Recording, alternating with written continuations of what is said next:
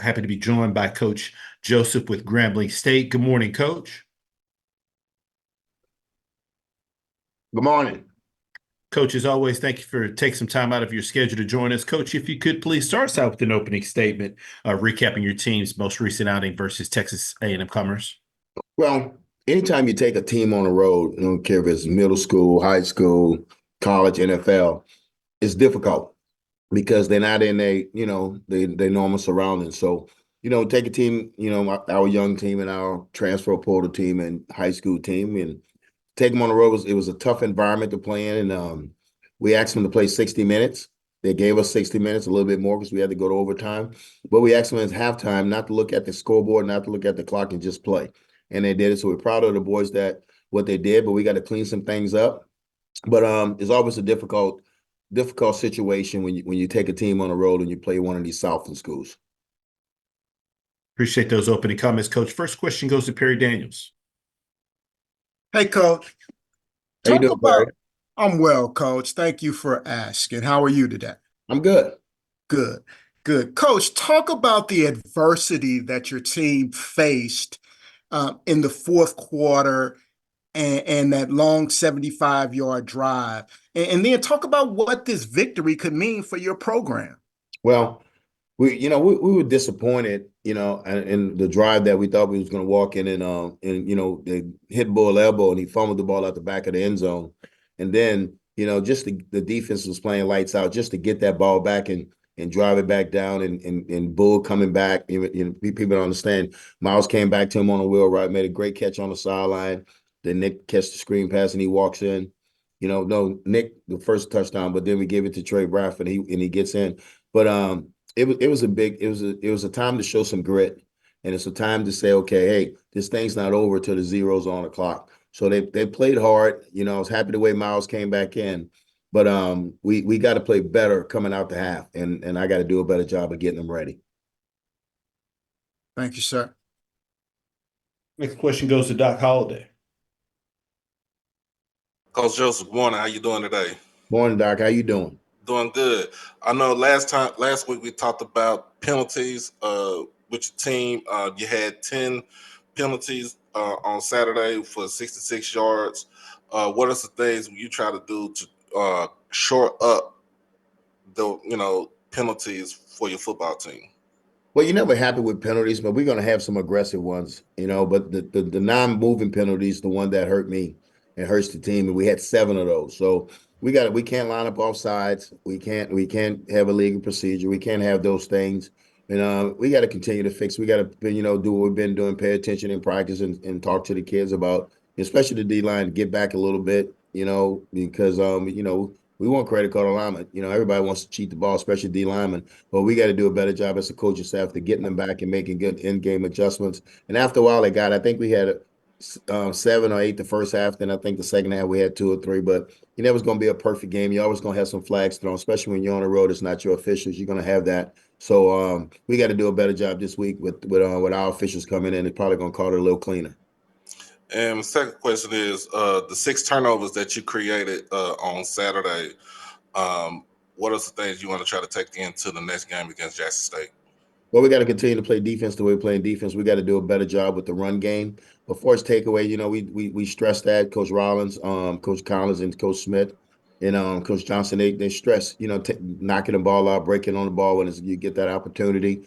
And we're big on catching interceptions. Catch the ball. Don't let it hit your hand. A lot of people say DBs can't catch. No, everybody can catch. We just got to see the ball and see the catch and make the play when you need to make the play. So we're going to continue to play defense, try to play defense that way, and continue to get takeaways. I'm proud of those guys on the defense side of the ball. Appreciate you, Coach. Appreciate you. Currently taking questions for Coach Joesph. Next question goes to Terrence Harris. Hey, Coach, how you doing? Terrence, how you doing? I'm good. Hey, I'm working on a story. I'm talking to coaches about how the transfer portal has altered how teams recruit. How has it affected your recruiting? Well, I mean, we still want to be 85-15. We want to be 85% developmental and through high school kids and take about 15, percent to the portal. because I think at I think at the FCS level you still have an opportunity to develop some kids through your system. But the transfer portal has changed the landscape of college football because now they can transfer after one semester and go to the next school and be eligible. So I mean, with the transfer portal, it can't be a hit or miss.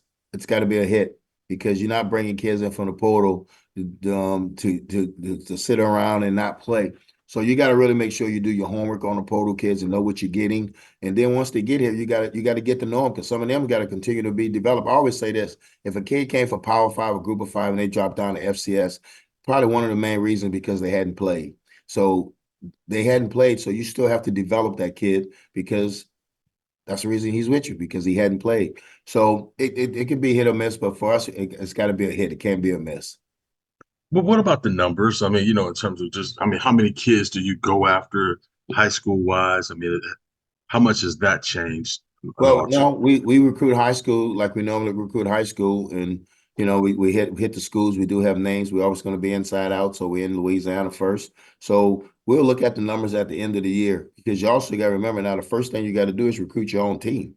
You got to recruit your own players, make sure nobody's recruiting them and they leaving out the door so you can get your numbers. So the numbers won't be clear to us till probably January. So we know if everybody's coming back or who's leaving. So in January, we'll have another outlook on the numbers. But right now, we couldn't tell you what we're going to go after. We're just going to recruit and we're going to find some good players. And that's all I tell our guys to do. The numbers will work themselves out. They always does.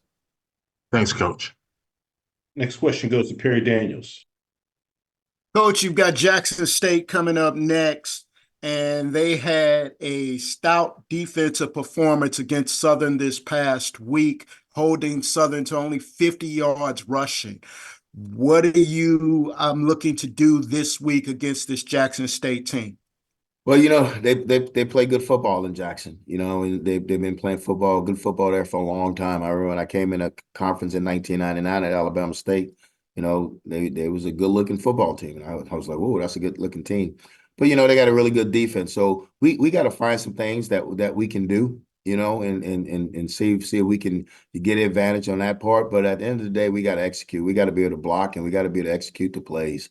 And we hadn't done that in the last two games for 60 minutes. So we're looking to come out and execute for 60 minutes. And, you're going to play a tough defense and the kids know that. The kids know that. So we got to get them prepared as coaches and get the game plan smoothing out and see what we can do for them. We'll know more probably by the night, after we finish game planning.